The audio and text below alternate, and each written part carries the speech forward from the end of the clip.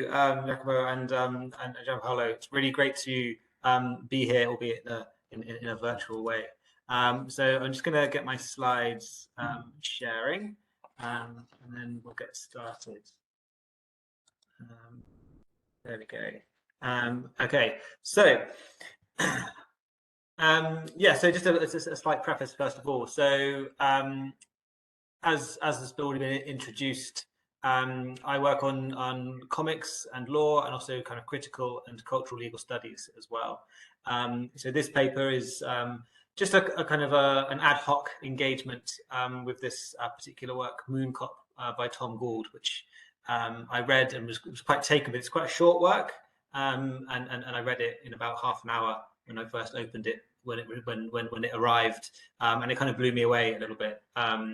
How evocative and simple it is, but I found I needed to engage with it intellectually as well, in relation to its kind of themes of kind of inscription and colonialism and governance, and questions of the legal subject as well. So that's the kind of approach or thematics of the paper that I'm going to go through now. So, in the opening frames of Tom Gould's comic Mooncop, an unhurried lunar existence is navigated by the moon's unnamed police officer. This Mooncop patrols the first human colony on the moon, but the colony is a failed experiment, an attempt at extraterrestrial civilization that is in the process of being vacated. As Mooncop's pages are turned and the multi-frame of panels and pages is witnessed in linear sequence, the people living on the moon pack up and leave. Gently bounding or trundling across the moon's sandy surface, the Mooncop encounters them each in turn as they explain that they are going back to Earth. Who were we to try and live on the moon, they say. What foolishness, what hubris. Things will be better back on Earth. The colony closes down and its citizens move back to the safety of a larger planet, a denser atmosphere.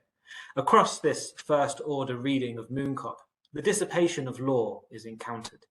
Empire recedes from its high water mark on the moon. The community evaporates as individuals return to the metropole, taking their law with them, leaving only footprints and the husks of buildings.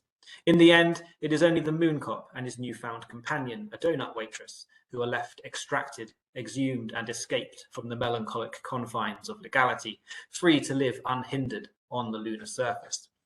This opening glimpse, detectable by skimming across the linear surface of Mooncop's archive of panels, will be re-encountered in this paper through a more intimate excavation of the work as an atemporal collection of images. As a multi-frame, an archive of separable units, the images and panels of Mooncop constitute this same vanishing gesture, this disappearance of law, in its interconnected panels and inscribed units. But in Mooncop's particular expression of a comic system, a more nuanced appreciation of the complexities of law's potential recession and the concomitant release of the subject can be approached. And it is one that troubles the peaceful re-emergence of the lunar surface, free from the trammels of civilization. For when we make footprints, as Olivia Barr reminds us, we walk with empire and inscribe legality into the very surface of the planet. Accordingly, this paper is concerned with going deeper into the archive of Mooncop and mining a more detailed elaboration of the work's attempt to undo the melancholia of law and the colonial implications of scribbling lines of power on the surface of the moon. Scott McCatman has coined the phrase database aesthetic to describe the multimodal appearance of comics. In Hellboy, for example, he observes panels with no clear temporal connection, a crumbling stone face, a bird on a branch, an array of lilies, disconnected from the narrative movement, ad hoc scene setting outside the diegetic flow. In these pillow panels, the database aesthetic of comics shines through, revealing its atemporal arrangement. Such an insight disturbs readings of the form that prioritize diegetic time or spatial sequence, or that seek to equate space with time. Instead, freed from the imposition of narrative direction, each comic's panel, or separable unit, sits amongst others, a frozen moment that can be lingered upon and connected exponentially with others. In Mooncop, this detemporalization is augmented, as the heraldic principle of Dexter Chief reveals. In heraldry, like comics, the concern is with communicative images. With Dexter Chief, The top left corner of an image from the viewer's perspective takes prominence and carries a microcosm of the dominant message of the image. Applying this heraldic principle to the database form of comics, any particular work can be encountered under the sign of what appears in this primary location within its multiframe. For printed books like Mooncop, we can conceptualize the pages and panels as the columns and rows in a mathematical array, meaning that the first pages occupy the dominant position and should thus bear the interpretive brunt. The opening scenes of Mooncop are a collection of pillow panels, showing buildings nestled in the lunar landscape as a scrapbook of snapshots. Mooncop thus augments its atemporality because its opening reflexively foregrounds its own database aesthetic, producing a kind of feedback that pushes the reader towards a deepening awareness of the imminent potential to read the work without any necessary direction, and to linger upon individual elements in its archive of frames and encounter their potential for non-linear interaction. Reading Mooncop outside the structures of narrative movement reveals the work's inscribed lunar spaces to sit as statements of human and legal presence against the dead rock of the moon and the emptiness of space. The 3 pages here follow an opening transition between empty space and moon, with the depiction of empty space returning on the final page and operating as punctuation between different scenic regions of the work. The wider context of the narrative is thus space itself, but given there are only 3 pages in the whole work that do not contain the moon's starry sky, space not only acts as parentheses, but also sits immanently within Mooncop's atemporal structure. It is both outside and permeated within. This dimension of Mooncop's appearance then indicates something of the connection between the inscribed forms of the colony and its uninscribed beyond. It begins to articulate the melancholic structure of law that rests on a paradoxical relationship with the reality that it seeks to regulate. There is always a divide imagined between fact and law, between world and principle, between the openness of space and the intricacies of legal structure. But, as Andreas Philippopoulos Mialopoulos reminds us, the idea of an outside is an illusion. There is no vantage point from which to perceive any form of totality. The total is incomplete, he tells us. Yet the world outside of law is the animating principle of legality, which rests upon normative desire, the desire to alter the world towards a particular arrangement or way of being. Law is founded upon its conceptual distinction from reality, for if the world was already the way it should be, there would be no need for law. The law cannot totally describe the world as it is, but nor does it want to, insofar as it is able to exist as a normative structure. In this sense, law is a utopian dream, describing an idealized world and then oscillating between the general abstraction of the ideal and its specific application in cases where the world out there deviates from it. The law is thus melancholic, always holding on to a world that never was and that it can never bring into being. This legal melancholy is distinctly Freudian. As Freud defines it, melancholy is related to an object loss which is withdrawn from consciousness, in which the ego itself has become poor and empty. As Tacit explains, melancholy is a game of shadows. The object, lost in reality, is preserved as a spectre within the subject. The melancholic subject keeps the lost object within itself as an interior absence within the ego.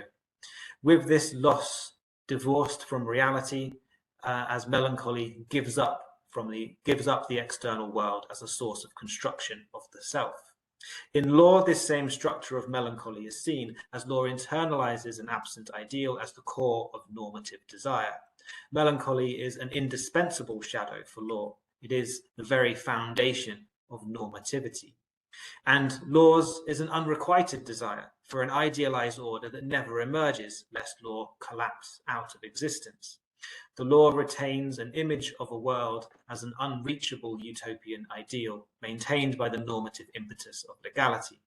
Legal melancholy thus describes the very structure of law itself.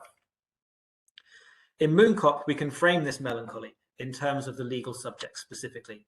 In Gould's work, the legal subject appears as the absence of the individual within law's rational schema. This figure is one of the most powerful examples. It contains an array of 18 equally sized panels. These are arranged in a regular grid, alternately depicting the screen of the Mooncop's police computer and the Mooncop himself. As a cluster of nodes within the linear narrative, this figure presents the Mooncop completing his quarterly crime report. He has encountered no crime and thus solved no crime, resulting in a solution rate of 100%. The bureaucratic form filling appears pointless, a meaningless gesture imposed by the metropole back on Earth. But taken atemporally, the arrangement of the panels here suggests a closed loop of bureaucracy, dividing the subject from the individual. The frames showing the Mooncop himself form a complete circle, a loop of moments that articulates a never-ending narrative. In visual parlance, an encompassing circle denotes eternity, and thus encompasses everything within a ring of universal absoluteness. On these pages, we see the Mooncop's entire world, locked in his cyclic existence of administrative labor with no escape, no junction in the timeline, no potential to break the eternity. Sealed in this total closure, the comic's database of separable units articulates the melancholic structure of the legal subject. As readerly perception shifts from panel to panel, a montage emerges of the Mooncop's life on the lunar colony and the monotony of the office he occupies. One's eye can move to any panel in any sequence, and narrative logic holds. The perceptive movement of the reader can flit and linger as it pleases, and nowhere can it find escape. The comic subject, the individual holding and reading the pages, is thereby captured in the bureaucratic embrace, along with the Mooncop himself. And the legal condition becomes shared between the two. Both are constituted by an archive of inscriptions delimiting their possible encounters and meanings. In these pages, the living individual on the moon, whose monotonous life runs along with the linear narrative from left to right and over the page, is divided from the idea of the Mooncop that circulates atemporally within law's institutional structures, an endless and timeless circulation emblematized by the circle of bureaucracy and the capture of the comic subject within the page layout. The melancholic structure of the legal subject is thus framed as a subject contingent upon its division from an imagined outside that it can never reach. Law becomes the experience of limits in the face of the unlimited, the incorporation of time in the face of the timeless. Another symbol can help clarify this structure. Across Mooncop, as across popular depictions, especially North American policing in general, an enduring image that is regularly associated with the office of the cop is that of the donut. And like other examples of fictional police officers, the Mooncop regularly visits a donut shop to purchase this preferred policing confection.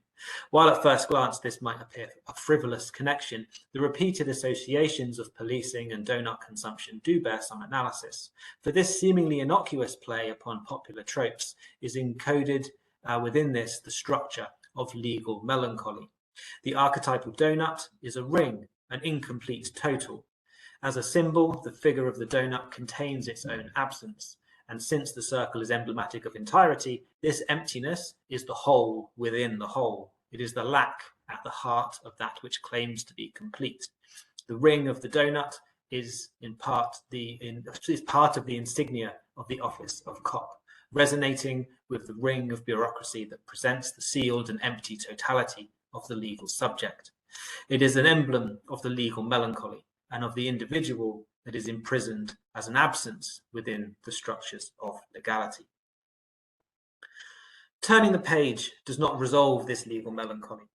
As the comic subject continues through the linear sequence, it is confronted with a full-page image of the Mooncop amidst a sea of inscription, and the imperial dimensions of Mooncop's assemblage are opened to encounter. After the Mooncop has left his lunar base, he drives across the moon's surface in his police vehicle. In Gould's rendering, the moon's surface is covered in scribbled lines. And drawing is the opening of form, Jean-Luc Nancy tells us. It is the discovery or creation of form, not the tracing of an ideal or pre-existing shape. And in its elaboration, it reveals and gives shape to the desire that gives it impetus. To draw a line is not to make a mark, but to feel desire, announcing itself, taking shape, complicating itself, dividing itself, and so on. In writing on the land, in drawing jurisdiction, the desire that is given shape is the colonial desire for legal expansion. The opening of form becomes the opening of juristic form, and concomitantly, the more violent assertion of legal presence. Whilst they are already perceptible as a form of inscription in a broad sense, Gould's scribbled lines also have a strong visual resonance with the image of writing, of curved and rounded and wavy lines ordered in a linear sequence on a blank surface. Compare Gould's lunar scribbles, for example, to the writing of the sea evident in the emblem of England's unassailable jurisdiction and maritime dominance found in Selden's 1631 Titles of Honour, or the foundational separation of institution from abyss, explored in the drawn lines of Joshua Cotter's notably more recent comic Nod Away. Moreover, as Derrida notes, because the power of writing rests largely on the ability of its otherwise enigmatic figures to be deciphered and interpreted, the power of the mark increases with its degree of arbitrariness. Gould's rendering is thus more than merely shading or aesthetic texture. It indicates that the moon is captured within law's positive jurisdiction, within its textual articulation, with law's authority here rendered absolutely in the indecipherable form of arbitrary lines. Its surface is covered in the scribbles of power. Gould's lunar scribbles are also evocative of the inscriptions already existing on the moon in our contemporary epoch. The footprints of Neil Armstrong, Alan Bean, and others have already taken the common law to the moon, imprinting our rocky satellite with the violence of an inherited colonial legality. Blackstone famously held that subjects carry the common law in their bodies and take it with them wherever they travel, and the personal movements of an individual quite overtly take a myriad of legal boundaries and structures with them in their inherited laws, identity documents, and intricately governed bodies. In this sense, when Armstrong took his famous small step, he did not walk alone, he walked with empire. In the common law world, our physical bipedality is also a form of legal movement. In other words, when we walk with law, shifting the laws we carry into familiar spaces, new terrains, old habits. When we walk, we move our feet, our common law feet, and the traces we leave are not just physical, but also legal footprints. When we walk beyond, we are patterning the land with legal footprints, and this is one of a range of technologies of jurisdiction employed in the expansion of empire. Stepping across the threshold of jurisdiction into the imagined outside is part of the colonial expansion of Western law into the supposed terra nullius of other lands. As Barr tells us, when the subject steps beyond the frontier, they mark the land with common law. While not permanent, such markings contribute to the production of common law space, and through repetitions make the beyond somewhat less beyond, and contributes to the institution of an always already temporary common law place. In terms of its doctrinal status, however, the moon was not simply a space beyond the law into which Armstrong stepped with his common law feet. The moon was an ambiguously internal-external space at the time of Armstrong's small step, being regulated under the Outer Space Treaty, which ironically positions the moon outside of sovereignty, where it should remain, while at the same time specifying numerous legal controls over this supposedly external space. And terra nullius itself does not simply describe lands beyond the law. Blackstone is credited with an early articulation of it, understood simply as land that was either desert or uninhabited.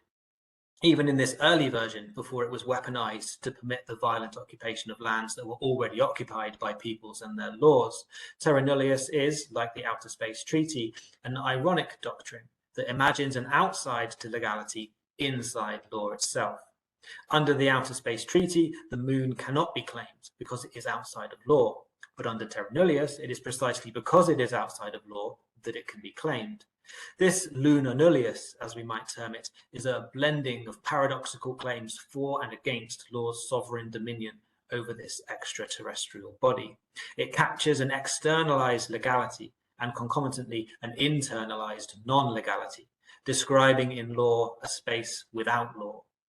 Thus, when Armstrong first stepped off onto the moon's sandy surface, it was already legally designated by both the Outer Space Treaty and the doctrine of terra nullius as an absence of law held within the structures of legality, a melancholy moon drifting beyond the reach of the law that holds it. Indeed, this prior imaginary of extant regulation is in line with the melancholic structure of law, which necessarily prevents the legal subject from escaping out into the beyond. This is because law derives its authority from its structural divergence from that absence. Thus, to go beyond is to exit law, to transcend the mess of specifics and enter the space of authority itself. Going beyond remains impossible for the legal subject, and we can understand the structure of legal melancholy in this sense, as expressing the desire and the impossibility of escaping law. Thus, it is not that we carry law inside us as we move into the beyond, not simply that Armstrong trod the law into the moon's geography, but that we remain always within the law and cannot get outside of it. Stepping beyond the frontier is preceded by a colonial imaginary that has not only imagined the existence of an outside, but has already rendered that beyond as existing within the law itself, staking law's claim to it as regulable, regardless of the legal absences or presences that may already exist there. This imaginary dominion, Western law's sense of entitlement, makes the outside infinitely capable of being absorbed inside a positive jurisdiction, such that, to phrase Andreas Philippopoulos Mialopoulos, law becomes other by bringing everything within the law. Indeed, it was the divine source of law, the Christian God, the ultimate beyond that grounds legal presence, that gave the earth to Western humanity explicitly for their dominion, a persistent imaginary that instructed colonial expansions into, for example, the landmass known as Australia via Terra Nullius, running roughshod over the legal forms of custodianship that were already there. It is precisely the act of imagining that law has an outside that brings the need to cross over, fueling the impetus for expansion and occupation of the beyond. Law's imaginary dominion opens the possibility of taking that first step, which instigates the physical patterning of jurisdictional inscription. In the case of the moon, then, Armstrong was not the first, for when he took his small step, the giant leap of law had already happened. It is also by imagining an outside that melancholy emerges, internalizing the attempts to capture what is not out there and the delineations of form that touch the beyond that they can never depict. To draw is always to touch the limit between form and the absence of form, between inside and imagined outside. As Jean-Luc Nancy says, form tames the formless and makes it visible, but on the other hand does not do so without touching its own limit and thus opening to the invisible itself. But, like all attempts to represent the world, the more I try to show you what lies beyond this page, the more of a page I have. And, as Hartmann observes, our wish to achieve a perfect marker by way of language, a successful verbal fixative of the real, is always disappointed. As with the melancholic structure of the subject, insofar as it is written, the moon's surface is closed off from the supposed real lunar surface that its writing seeks to capture. The moon thus becomes contained in law as its poor written copy. And this written land can be seen across the 94 pages of Gould's work in the various depictions of the lunar surface, placed in contrast not only to the smooth star-studded emptiness of the cosmic background, but also the unwritten surface of the moon that lies lost and hidden beneath the text. The figure of Mooncop in Moon Police Car within the sea of inscriptions, which is braided atemporally throughout Mooncop's archive, is thus an emblem of the failed capture of and inevitable separation from law's imagined outside, of law's melancholic normative structure. Scribbling on the moon augments legal melancholy with lunar melancholy. For Freud, both mourning and melancholy incite work. The work of mourning involves the intricate disentangling of the ego from the lost object, such that the actual loss in reality is accepted within the ego and the subject can move forwards. The work of melancholy entails a similarly intricate disentangling of the ego and lost object, but maintained unresolved within the subject itself.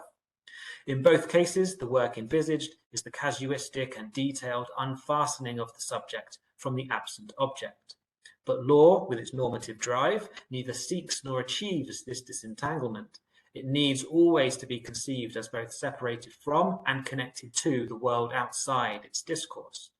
Framed progressively, melancholy might be a meaningful tool in the politics of historic and ongoing colonial trauma, demanding not that exploitative or violent histories be forgotten, or that continuing cultural and institutional denigration be denied, but that those traumas be held onto, remembered, and used to fuel progressive action. Yet legal melancholy does not operate in the presence of real histories, but is characterized by an economy of absences that plays across the levels of subject, world, and ideal within legal structures. Melancholia, legal and lunar, signify a paradox, as law seeks always to represent the world outside as it is, so it can be regulated, and as an idealized form, so it can be normalized. This representation establishes the world not as something to be mourned, as a lost world to be worked past and forgotten, nor as the reality of trauma that might fuel progressive change, but as an imagined world constructed in discourse and upon which the exigencies of an absent ideal must be ceaselessly brought to bear. Indeed, in attempting to represent the reality of trauma, for instance, any original moment remains inaccessible. Even in the first leaving of a trace, loss casts its shadow on presence. For the mooncop to have an office, the surface of the moon must be written, both in the sense of being described within law's jurisdiction and in the sense of being prescribed as a normative reality. In the normative aspect of if the normative aspect of this melancholic paradox is Freudian, then the descriptive aspect can be rendered in a more Benjaminian fashion, and Gould's Scribbling captures this as a lunar melancholy. Lunar melancholy can be characterized in terms of the absence of diurnal life and the bustle of community, of a lunar subject who lives on a planet, a bare rock, that is not able to sustain life.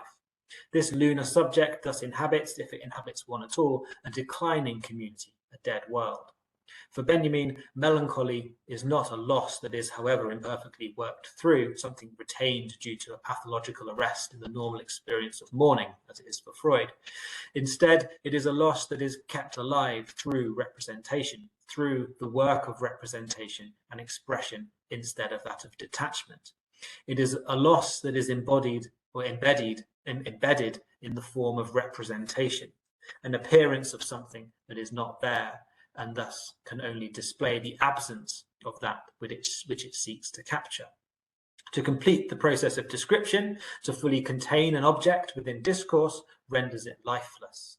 As Ferber explains, reading Benjamin, the philosophical work of expression, the work that presents the object in its fullness, is also that which brings it to rest. A complete philosophical expression would mean exhausting and draining from life. In other words, presenting meaning does not imply endowing the object with life or rebuilding its ruins, but rather bringing to rest in completing the process of its extinction. Benjamin essentially translates Freud's concerns into the field of meaning and interpretation, reconfiguring the relation with the lost object such that meaning becomes contingent upon retaining the loss instead of seeking to overcome it, or perhaps retain the memory of its reality as fuel for facing injustice. Discourse is the objective virtual arrangement of phenomena, says Benjamin, always separate from those phenomena it seeks to touch. Ideas are to phenomena as constellations are to stars. They are neither their concepts nor their laws. Knowing is a process which gradually drains the object of life as discourse elaborates it in text, resulting in the dissolution of the external world. The empirical world enters of itself into the world of ideas and dissolves in it. Left to run its course, this work results in a dead and lifeless world, and this process produces a singular meaning without the possibility of reinterpretation, resulting in the emptiness of the real once life is fully captured in text. It is the cold rock of a planet once everything has been translated into the order of symbols, the substrate of the lunar surface once the scribbles of law have fully defined it. It is the dead, empty moon. On one level, a lunar melancholy might be interpreted as being what remains after law achieves its unrequited dream of alignment between text and world.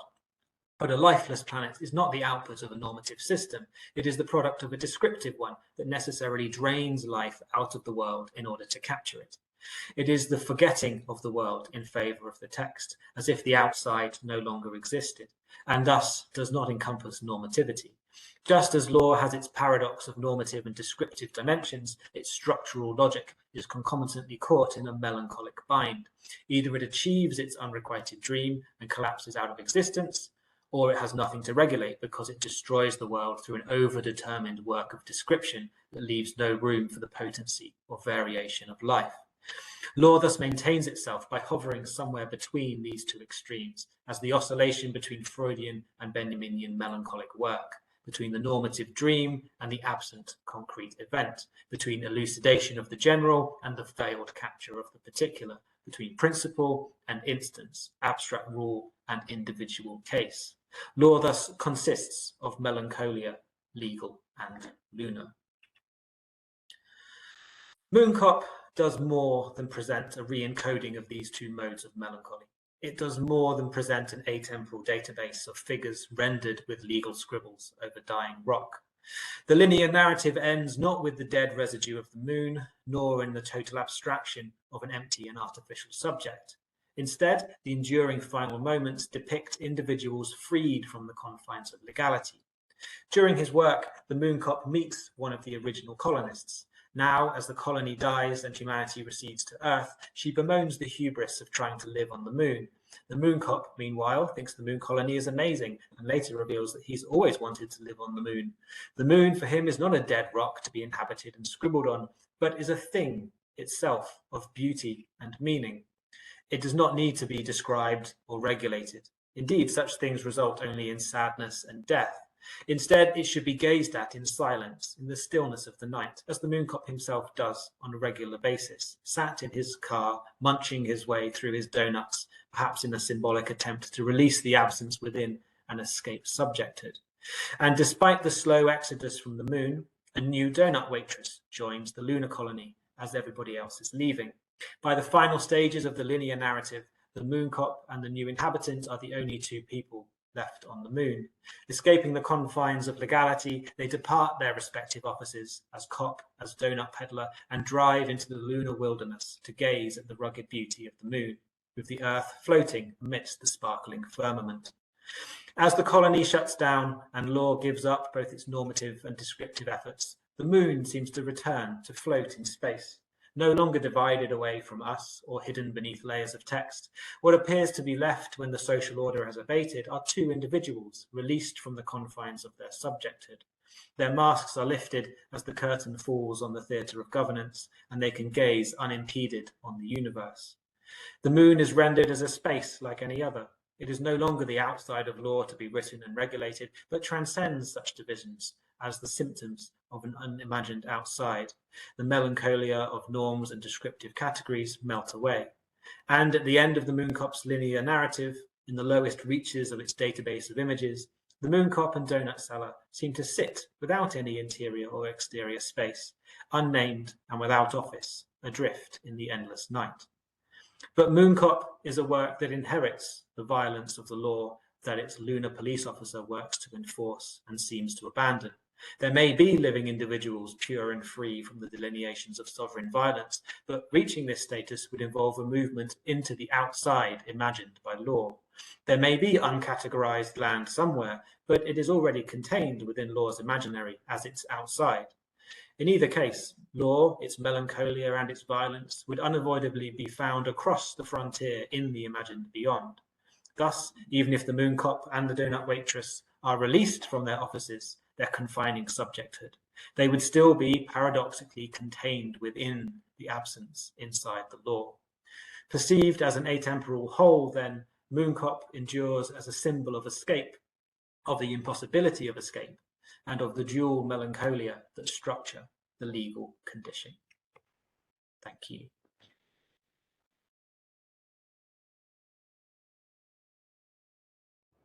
Thanks so much, Thomas.